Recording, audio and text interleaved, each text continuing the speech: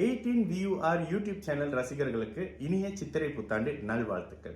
ரிஷபராசிக்காரர்களுக்கு இந்த குரோகி ஆண்டு சித்திரை புத்தாண்டு என்ன மாதிரியான நட்பலன்களை கொடுக்க போகுது அப்படின்னு பார்த்துடலாம். ஒரே வாரத்தில் நட்பலன்கள் அப்படின்னு சொல்லியாச்சு. ராசியில குரு வந்து அமர்ந்திருக்கிறது. இயல்பாகவே ராசியில் குரு அமர்ந்தால் என்ன உன்னத நிலை? ராசி 5, 7, 9வது பாவகங்கள் வலிமைப்படுத்தப்படுகிறது. முதல்ல இவ்வளவு நாள் உங்களை யாருக்கெல்லாம் தெரியாம இருந்தோ முதல்ல உங்க மேல ஒரு லைட் அடிச்சுட்டாங்க அப்படின்ற மாதிரியான ஒரு பலன் நிச்சயமாக இருக்க போகுது. அப்பனா அந்த நான் தனித்து நின்றால் அவத்தைகள் மெத்த உண்டு, ஜென்மராகு ராமனை காட்டுக்கு அனுப்பிச்சு, இந்த மாதிரியான தேவையில்லாத பொருளற்ற பாடல்களுக்குள்ள தயவு செய்து யாரும் போய்விட வேணாம்.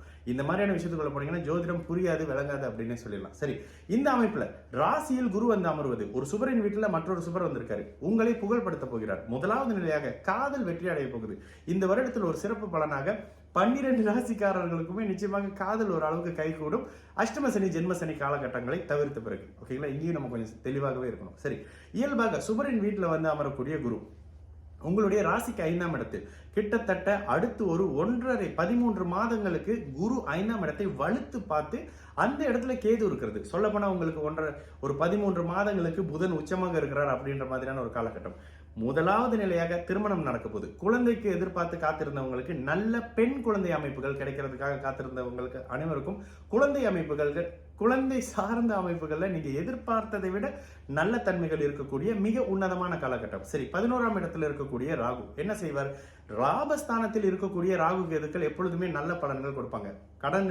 இந்த கடன் சார்ந்த அமைப்புகள்ல உங்களுக்கு ஒரு தீர்வை கொடுக்கக்கூடிய தன்மை, வழக்கு சம்பந்தப்பட்ட விஷயங்கள்ல வெற்றி கொடுக்கக்கூடிய தன்மை, இது அனைத்தும் லாப ராகுவாக இருக்கும் பொழுது அடுத்து ஒரு 1.5 வருடத்துக்கு மிகப்பெரிய பாதுகாப்பு.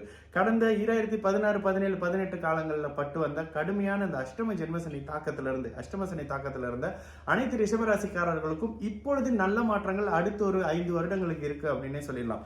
தைரியமாக தொழில் தொடங்கலாம், தைரியமாக திருமணம் செய்யலாம், தைரியமாக வேலை மாற்றலாம். எல்லா விதமான மாற்றங்களுக்கும் தயாராக இருக்கக்கூடிய அமைப்புகள்ல ரிஷபராசிக்காரர்கள் இந்த வருடம் நிச்சயமாக இருக்கலாம் அப்படின்னே சொல்லிடலாம். 10ஆம் இடத்துல சனி இருக்காரு, தொழிலை கெடுப்பாரு.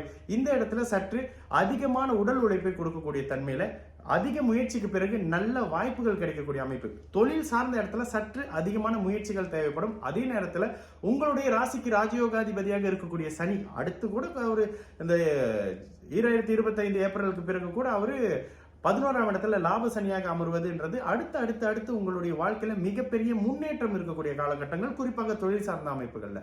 இதுல நீங்க வந்து சினிமா துறையில இருக்கேன், சோசியல் மீடியால இருக்கேன், நானே வந்து சில மாதிரியான இந்த சுக்கிரன் புதன் சார்ந்த அமைப்புகள்ல இருக்கக்கூடிய தொழில இருக்க, மீடியா ரிலேட்டடா இருக்க, என்டர்டெயின் பண்றக்கூடிய அமைப்புல வரக்கூடிய அனைத்து ரிஷபராசிக்காரர்களுக்கும் இந்த வருடம் நிச்சயமாக மிகப்பெரிய உன்னதமான அமைப்புகளாக இருக்கும். ஏன் அப்படின்னு கேட்டீங்கன்னா, குறிப்பாக இந்த சினிமா மீடியா ரிலேட்டடான சுக்கிரன் வீடுகள் இருக்கக்கூடிய குரு, அடுத்ததாக குருவின் பார்வையை வாங்கி அதிர்ஷ்டத்தின் அமைப்புல இருக்கக்கூடிய கேது, இது ரெண்டுமே உங்களுக்கு மிகப்பெரிய யோகா அமைப்பு அப்படின்னு சொல்லிடலாம். வாழ்க்கை நீங்க நினைச்சு பார்த்ததை விட சற்று அதிகமான அமைப்புல போக போகுது. புகழ் அடைய போறீங்க. எப்பொழுதுமே இங்க ராசியோடு குரு தொடர்புல வரும்பொழுது உங்க மேல ஒரு மிகப்பெரிய 100 வாட்ஸ் லைட் அடிக்குது அப்படின்ற மாதிரி எடுத்துக்கங்க. மிக முக்கிய பலனாக இந்த வருடம் ரிஷபராசிக்காரர்கள் எல்லாமும் வந்து புண்ணிய ஸ்தலங்களுக்கு போக போறீங்க. அந்த குரு சனி தொடர்பு வந்துட்டாலே இயல்பாகவே பார்த்தீங்கன்னா குரு சனி கேதுவின் அமைப்புகள்ல உங்களுக்கு ஆன்மீகத்துல சற்று ஈடுபாடு அதிகமாக இருக்கும்.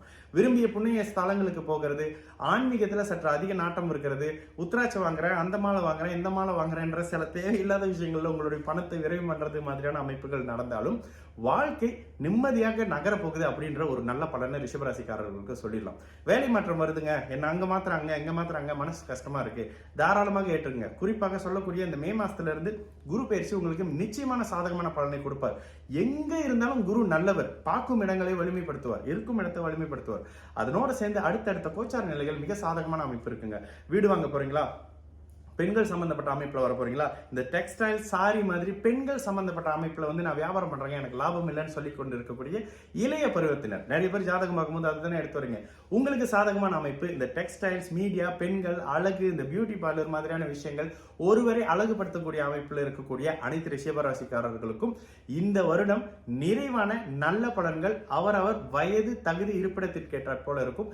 இந்த இடத்துல உங்களோட தசாபுத்தி சற்று சாதகம் இல்லாத தன்மையில் இருந்தாலும் கூட இங்க சற்று நல்ல பலன்களை அடுத்த ஒரு 5 வருடங்களுக்கு எதிர்பார்க்கலாம் ரிஷபராசிக்காரர்கள்.